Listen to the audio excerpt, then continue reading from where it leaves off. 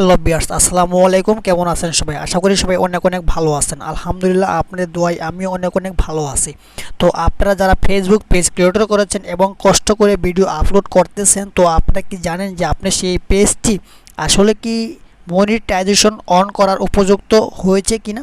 তো আপনার এই পেজটি যদি মনিটাইজেশন অন হওয়ার উপযুক্ত হওয়ার পর যদি আপনি দেখেন যে আপনার পেজটি আসলে সঠিক নয়, আপনার পেজটি কোনো রকম প্রবলেম আছে, তো আপনি কীভাবে সেটি বুঝবেন? তো আপনারা এখনই এই পেজটি কোনো সমস্যা আছে কিনা দেখে নিন। ফেসবুক ওপেন করবেন। ফেসবুক ওপেন পর আপনি যে ফেসবুক অ্যাকাউন্টে কয়টি পেজ আছে তো আপনি দেখতে পারবেন। এই লোগোতে ক্লিক করবেন, সেখানে ক্লিক করবেন। এখানে ক্লিক করার পর আপনার যে কয়টা পেজ আছে দেখতে পারবেন। তো আমি আপনাদেরকে একটি পেজ দেখিয়ে দিব, বিডি শাইন অনলাইন মিডিয়া। তো এখানে ক্লিক করবেন। এখানে ক্লিক করার পর আপনার পেজটি শো হবে। তো পেজটি শো হওয়ার পর এই যে দেখতে পাচ্ছেন কর্নারে যে আপনার পেজের লোগোর কর্নারে 3 আইকন। তো আবারও এখানে ক্লিক করবেন। এখানে ক্লিক করার পর একটু স্ক্রল করে নিচে আসবেন। নিচে আসার পর সেটিংসে ক্লিক করবেন। সেটিংসে ক্লিক করার পর দেখতে পাচ্ছেন আবার সেটিংস আছে, এখানে ক্লিক করবেন।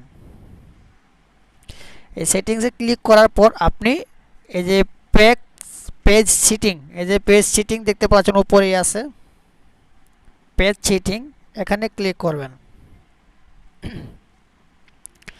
পেজ সেটিংয়ে ক্লিক করার পর একটু নিচে আসবেন।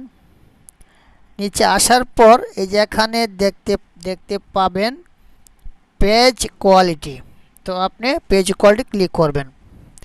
তো এখানে দেখতে পাচ্ছেন সবুজ, এখানে দেখতে পাচ্ছেন পেজ হ্যাজ নো ইস্যু, তার মানে এই পেজে কোনো ইস্যু নাই, তার কারণে সবুজ চিহ্ন। যদি পেজে কোনো ইস্যু থাকতো তাহলে হলুদ চিহ্ন থাকতো। তো হলুদ চিহ্ন থাকলে আপনারা বুঝবেন আপনার পেজটিতে কোনো না কোনো প্রবলেম আছে।